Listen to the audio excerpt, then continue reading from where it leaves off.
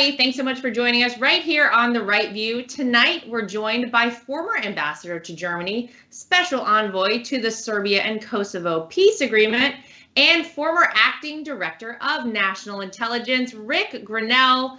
Ric, I feel like I've been excited about getting you on our show for so long, so I want to say thank you for joining us on The Right View. And I feel like so many people know you from when you began your career in politics. But for people that maybe don't know you that much, tell us a little bit more about you. Was politics always something you were interested in, or did it come kind of later in life? How did this all work out for you? Such a good question. You know, I think I've always been interested. My dad certainly was interested in politics. There are 4 kids in my family, and everybody is extremely competitive. So the competition stuff was really cool. I started off in campaigns because of the competition stuff. You know, my mom and dad both required us to be in a sport year round. God, I love that. First of all, love it. That is, your parents and my parents are kindred spirits, and I'm going to be like that with my kids. So I'm going to apologize to Luke and Carolina, but you'll thank us later, right? You listen, for sure. And I'm going to tell you this. I've never said this publicly. And because we're talking about this, this is hilarious. Because I had to pick a sport and I was the youngest. And of course, I have 2 older brothers who were like fantastic at sports and did everything really well. My dad signed us up to wrestle. And so if you can imagine, I wrestled like several summers in a row. I was horrible. I was terrible. And, you know, I would get pinned and beat all of the time. And then I would go up to the stands and read while my brothers went through and, you know, did really well and made it to the next round. But I learned something really valuable then, is that because I wasn't good at something and I was forced to finish and I was forced to learn, and my dad would say things like, "You did much better this time. That was great." And, you know, my brothers would give me pointers and laugh at me at the same time and give me a little embarrassment. What brothers do. Exactly. That forced me into trying to figure out what I was good at.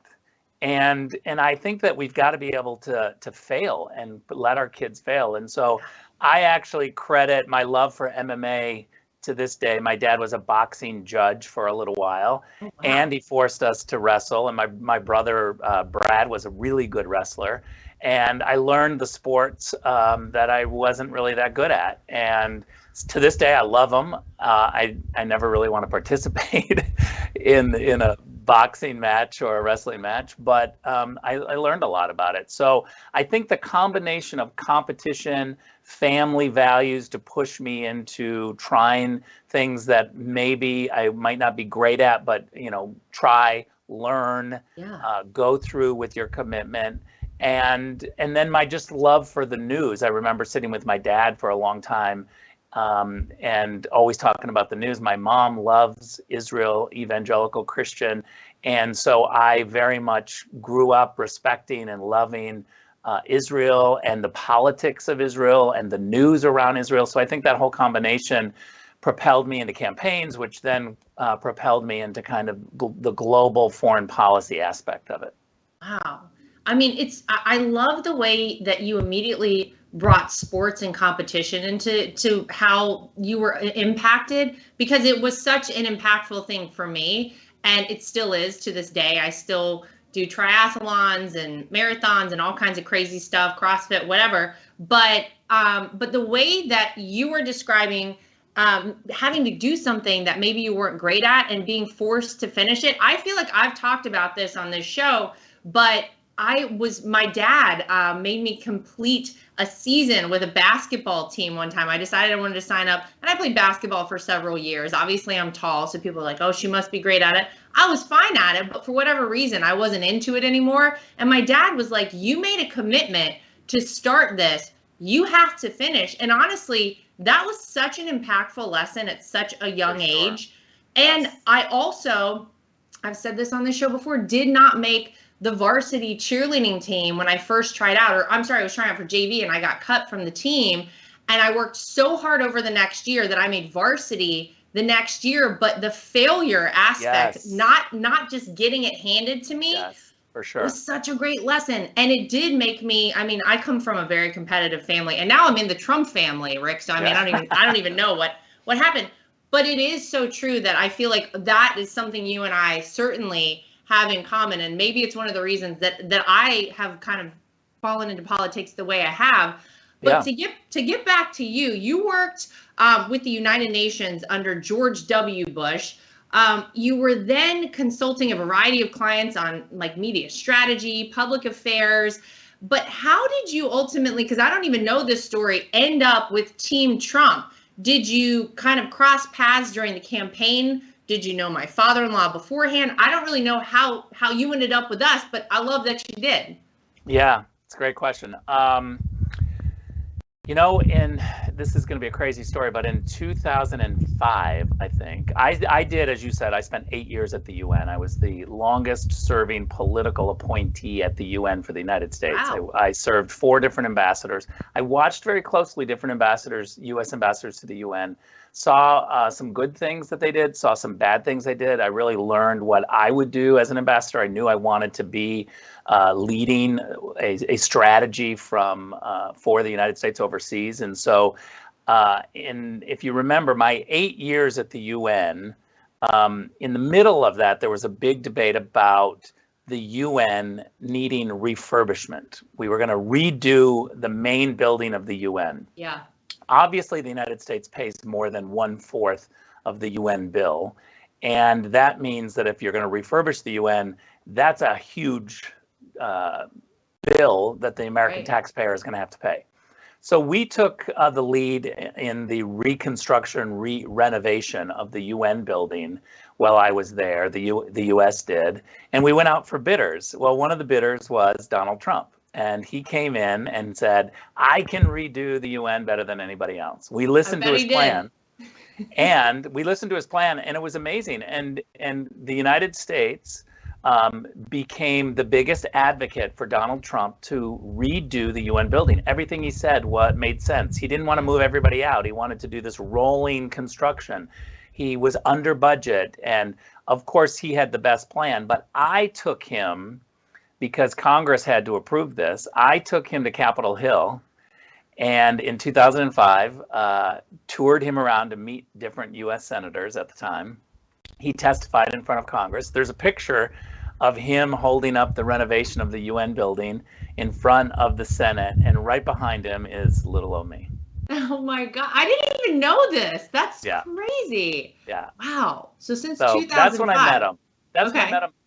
And to be honest, at that point, I didn't know he was thinking of running for president, if he even was. I now know back in 1999, there was a move to get him to run, and there were some newspaper reports that people were encouraging him to run. But when I met him, he just was the outsider, the businessman, the practical guy. When everybody was talking about spending enormous amounts of money to redo the UN building, he was like, no, you don't have to do that. You can do this.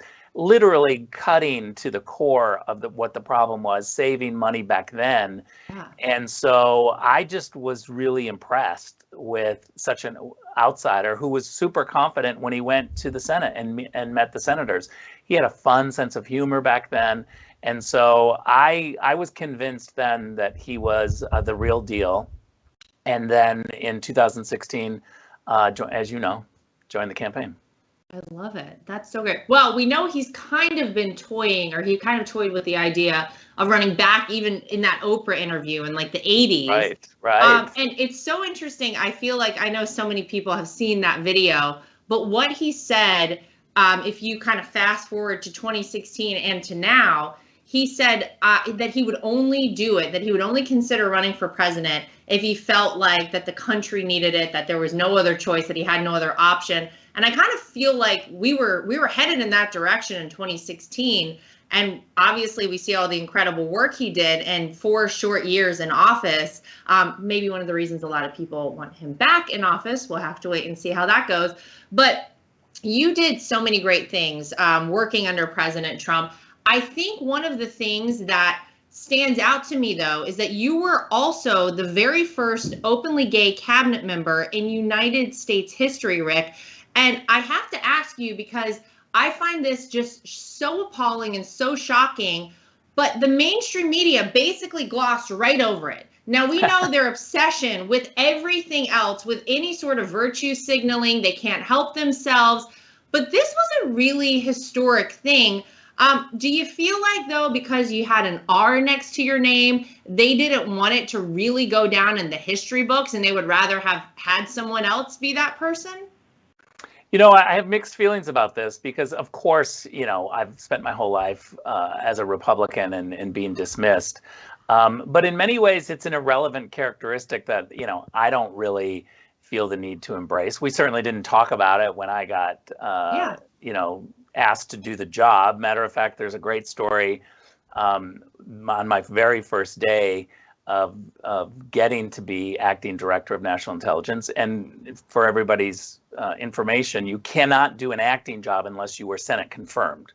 And so I was Senate confirmed for my job as U.S. Ambassador to Germany. And that means the Vacancy Act allows any Senate confirmed person to move into an acting job on a temporary basis. That was the whole idea. So the idea that I wasn't Senate confirmed is ludicrous. And I only went into the job temporarily while we looked for other people. I did not want the job. They had asked me if I wanted it permanently, and I said, I'll do it temporarily.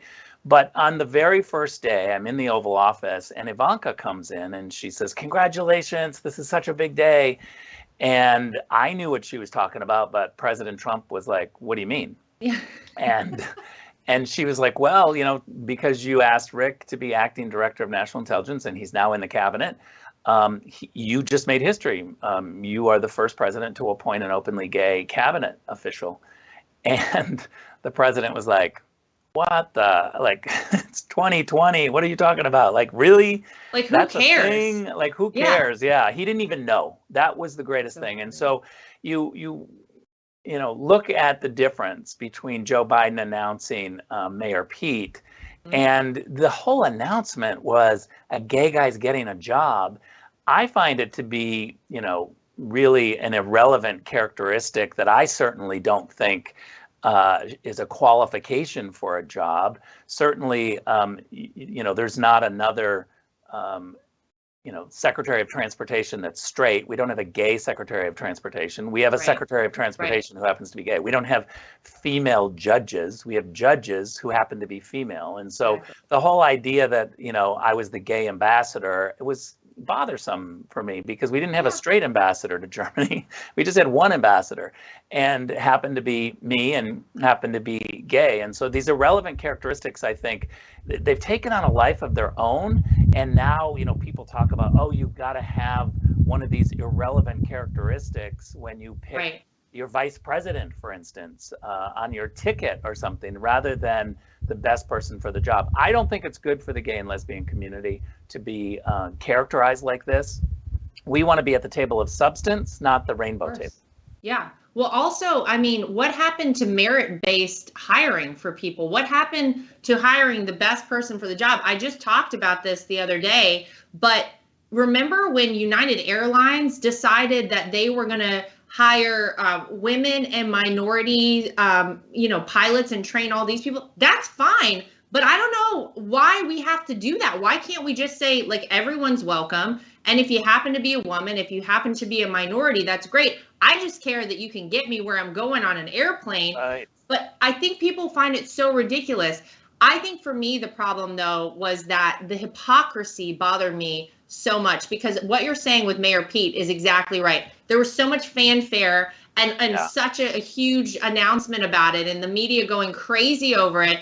Meanwhile, I'm like, what about Ric Grenell? Did anybody remember about him? You know, it's just we were having a little fun with it for a little while because it was like, you're exactly right, it's hypocrisy. But I'm so used to Washington D.C. hypocrisy that it was just actually, we had a ball making fun of it. You know, the media was doing backflips to try to figure out, okay, once they realized, oh, Ric Grenell was Senate confirmed, they can't say the first Senate confirmed, so now they have to say the first whatever. And so they were doing backflips to define it so much that we had fun at Log Cabin, and we said, you know what, he is the first under 6 foot tall.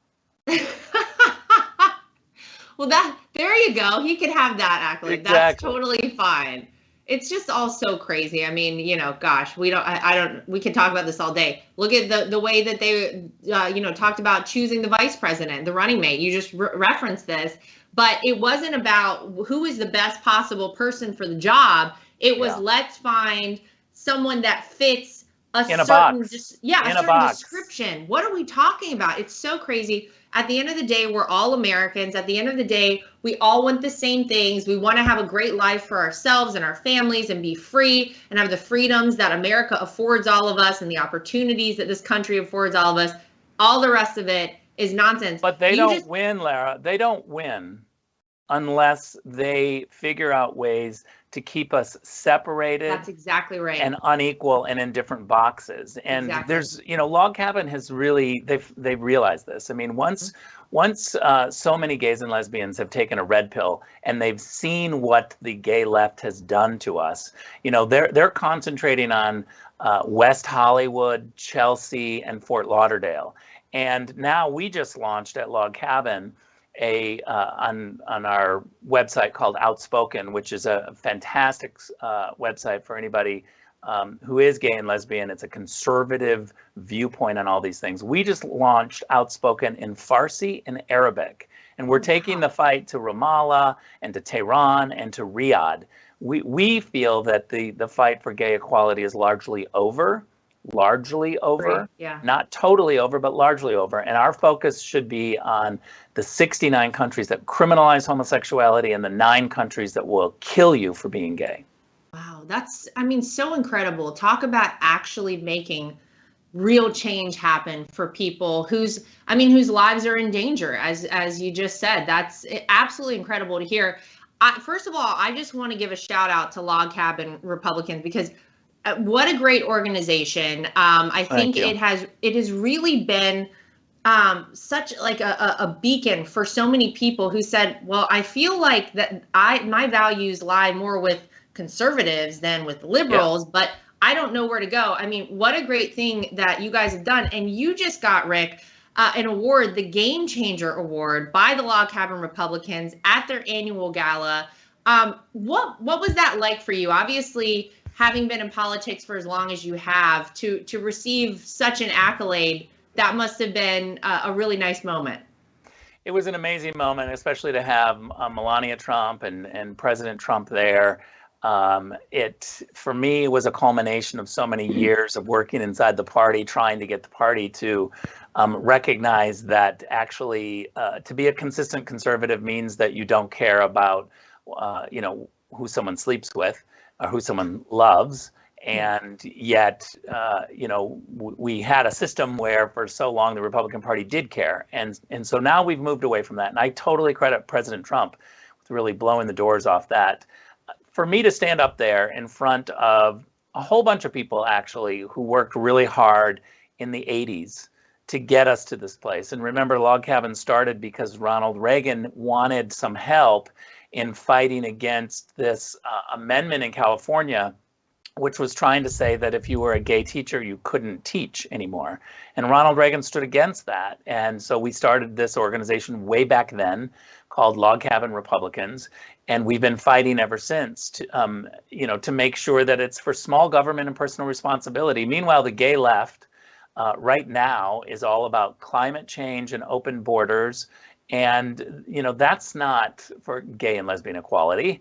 And so we're trying to stick to the core of what the movement was about. But to stand there and get this award in front of so many people that I stand on their shoulders, I was only able to really do what I could do because people before me raised the ceiling. And so their ceiling was my floor. And so what I say to all of the young people, and what I said, we've got massive amounts of young people, David Leatherwood, Christian Walker. There's just so many people who are now raising the bar above what I did. And so I tell all these young people constantly and try to mentor them and say, my ceiling is your floor. Let's go do this, and let's try to get rid of this issue around the world. Absolutely love it. Well deserved. Congratulations. Really excited for you to receive such an award. And I feel like you're still just getting started, Rick. So I'm sure there's a lot more to come from you. I want to talk about the complete meltdown that the fake news media had, though, after President Trump sent out a press release highlighting your trip to the Kosovo-Serbia border and how important working towards peace and prosperity truly is for all nations. Now, you were the special envoy assigned to the peace negotiations for those two nations under President Trump. And yet you came under fire while continuing to fight for peace. So, I mean, what's happening with this? Why was the press going so crazy over this? Well, first of all, they can't find the Balkans on a map, let's be honest. They don't know about the issue, and so they have to, do a whole bunch of crazy stuff. What people missed is that the Biden administration's official policy is that the 4 economic agreements negotiated by President Trump's team is now U.S. policy. They call them something different. They call them the Washington agreements rather than the economic normalization agreements. But they were all signed in Washington. And these agreements, that's not true. They weren't all signed in Washington. The big last one was signed in Washington. The others were signed in Berlin and in Munich. But the last big one was signed in Washington. They call them the Washington agreements. And so it's official U.S. policy. When I went over to Pristina and to Belgrade and talked about implementing these economic agreements, I was articulating U.S. policy because it is the Biden policy. What I was saying is, let's get moving. The private sector has a role here. And me as a private sector person, I made very clear I was in the private sector now. I even said, not only am I in the private sector, I'm not in the U.S. government anymore. And I said, I'm here to help push these economic agreements along. That is Biden policy. Nobody in Washington realized that. They thought, oh, we're trying to do something different. No, we were technically supporting official U.S. policy. Right. So the idea that, people would say you're undermining the policy is, first of all, ridiculous. And second of all, based from total nonsense partisanship. When I was U.S. ambassador to Germany, and Democrats came over under the Trump administration, many times they'd meet with Chancellor Merkel or they'd hold press conferences or speeches. I never complained that they were there to undermine. Sometimes they did undermine the Trump policy, but there were many times that they would come over and they would say, hey, pay your fair share at NATO. And when we had Democrats articulating U.S. policy under the Trump administration, I even went more out of my way to complement that and to show the Germans that it was bipartisan. I think that the left really missed a moment here in Kosovo and Serbia when I was there articulating U.S. policy, articulating Biden policy and saying, let's move this along. They missed an opportunity to say, see, we're bipartisan. Americans on the right and the left and the center all agree. They missed an opportunity and instead they attacked. That is such the Washington way. And we on the outside, we that live outside of Washington, we don't think like that. And yet they do. And shame on them. And I say this all the time. We don't have a problem right now or a debate or a fight between the left and the right. We have a fight between Washington, D.C. values and the rest of this country. Gosh, so well said and so true.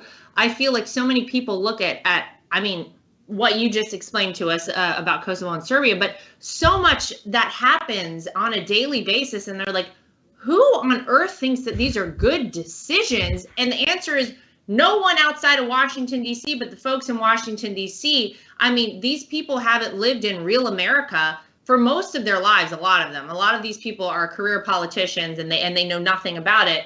But it's so sad because it's to such a detriment for our country, all the things that they do. And you talk about the fact that they don't want any bipartisanship on the left. I mean, I think that's a pretty standard practice. My head would explode if they wanted anything to happen like truly with support from the Republican Party. But it kind of brings me to California, where you are now, where you live. You founded Fix California, working on long-term solutions to advance conservative ideas in the state, which, oh my gosh, do you need in California, Rick? Between Newsom, Pelosi, Feinstein, and up until recently, Kamala Harris. Do you think California can be saved? Because I got to tell you, I have a Yes, lot of friends in absolutely, California. yes. They're praying.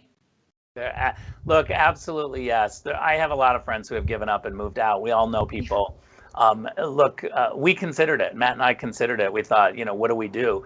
But we're here to fight, and it's a long-term fight. And I've been telling our donors and our activists, look, get ready. It's going to take 5 or 6 years. This is not going to happen overnight. But the reality is that we have to start caring about what happens in California. I would say this. Most of the donors in California have been writing checks for races outside of California. I think they're going to stop. I think they're going to spend a couple of years and say, you know what, let's spend and try to do something here. We recently found 1.4 million conservatives unregistered to vote in California. Wow. And what that means is that a lot of people have been given up over the last 5 or 6 years. Right. The state has gone completely far left, off the cliff, but now people are rising up and saying, we got to save this state. And so we're trying to get more people engaged. We've got 3 things that we're focusing on. There's so much to do in California, but we're just focusing on 3 things.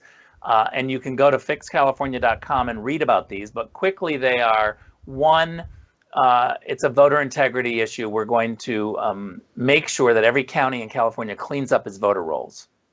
2, we're going to engage more voters who are on the sidelines, who have given up.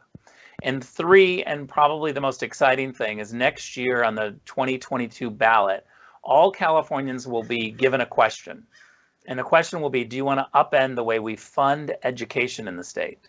The roughly $13,000 per pupil per year that the state spends will be given to the parents to say, where do you want your child to go to school? If this initiative passes, they will have the power to pick the school and not be told to go to the crappy school down the street, but every person will be able to choose what school is best for them. Every family will be able to choose. That's monumental. It brings pure competition to our schools, and it's way overdue. Wow. I mean, school choice, it's all about that. It's so, so important. Not just in California, but I think really all across America, we should be doing things like this. We've seen how bad our educational system is in America right now. And you're right, we need competition. But to go back to the first point, Rick, really quickly, because I think it's really important, not just in California, but across America. And people have a lot of question about the integrity of elections. I had dinner last night with a friend of mine, and one of the first things she asked me, she said, do you think that the gubernatorial race in California, the recent recall of Gavin Newsom, do you think that was legit? Do you think it was legit? Because I don't know. I don't live out there. Look, we have a problem in California with our voter rolls that are not cleaned up on a regular basis. I got kicked off Twitter for 3 days during the campaign last year. Welcome to the club. Yeah.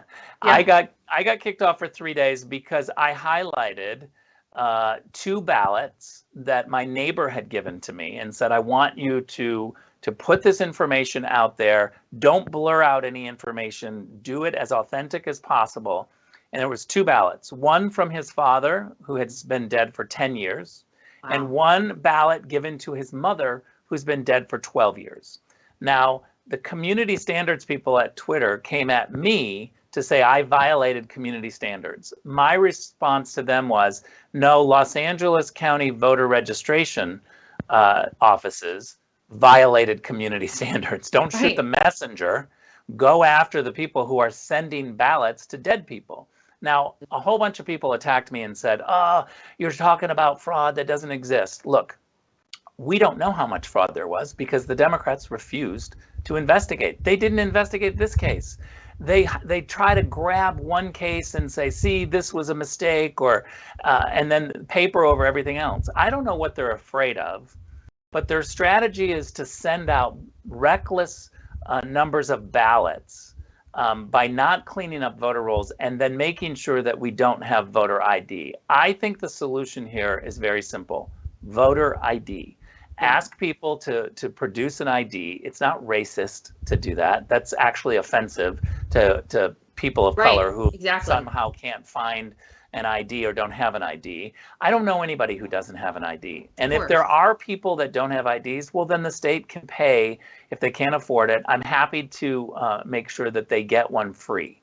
But we should be able to demand, in order to vote, that you have to have an ID. By the way, Germany requires this. Most countries around the world require voter ID. Germany is still doing paper ballots because they say that's the safest way. You count paper ballots. You have 4 eyes, 2 people on every ballot, and you stay up all night. You don't quit until you get to the total. Gosh, I mean, if only it could be that easy. If only, it makes so much sense, Rick, which is like mind-boggling to so many of us that we can't get back to that here in America. But I think we know at the end of the day, the trickery on the Democrat side and the reason that they don't want voter ID has nothing to do with racism. It's for a much more nefarious reason. And so, look, I really hope that you are super successful with what you're doing in California, because it's such a beautiful state. It's such an incredible state. Do you know that we sold the most merchandise during the campaign to the state of California over any other state in the country? Well, And so it's a big state, so that makes sense. But it's also, a big state. there is, honestly, in Southern California especially, there are so many people. I just was walking my dog 2 days ago, and on this guy who had a surfboard on the top of his Jeep. He had a little sticker that said, "Let's go, Brandon." So great. I saw a couple "Let's Go Brandon" stickers myself today. Well, you love to see it. But good luck with all of that, and good luck with everything you're doing. Really, I feel like you just are nonstop. You've got so many websites to tell us about. It's incredible. Final question. I ask everybody this at the end of our show. What do you think is the best part of America, and what do you think is the biggest threat to the future of our country?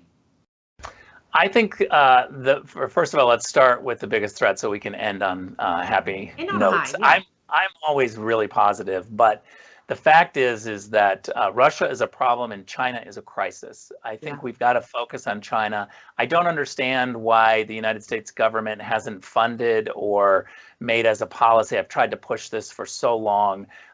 Free internet, free and open internet. And I don't mean by not paying for it. What I mean is access to it, so that the government blockers around the world, Cuba, China, Iran, that all of those blockers, we have the capability and the technology to overcome those and provide the perfect information of the internet to individuals so that they can actually experience and figure out if their government is telling them the truth or not. They need access to the internet because that's access to the information.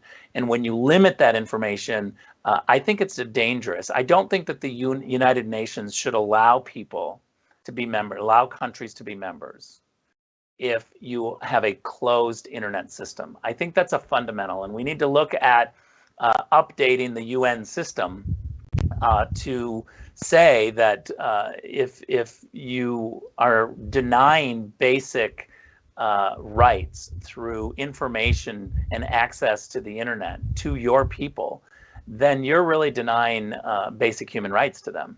And so I hope that we can laser focus on that, because I think it would also bring down a lot of the problems without creating wars.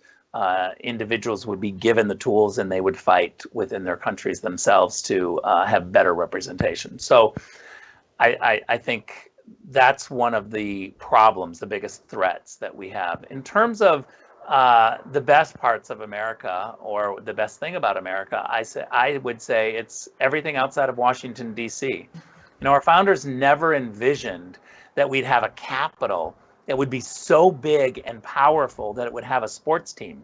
Right. And yet we do. We have, reporters who are supposed to be there temporarily, just like politicians, and they're wearing the sports team's hats. And yet we're on the outside saying, tear down the budget, make the government in Washington, D.C. more of the people.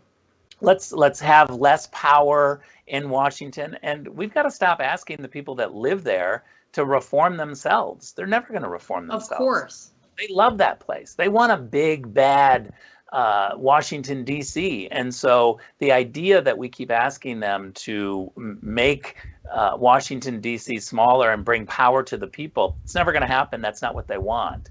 And so I think that the best part of America is always outside of Washington, where the real people are and where people are working so hard that they don't get involved in all this petty politics.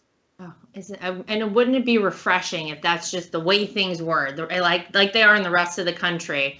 Well, Ric, I want to say thank you so much for spending a little time with us today on The Right View. We appreciate it. Keep up the awesome work. We know that there's so much more to come for you. You're just getting started. And to everybody at home, as always, thank you for joining us right here on The Right View. We'll see you back here next time.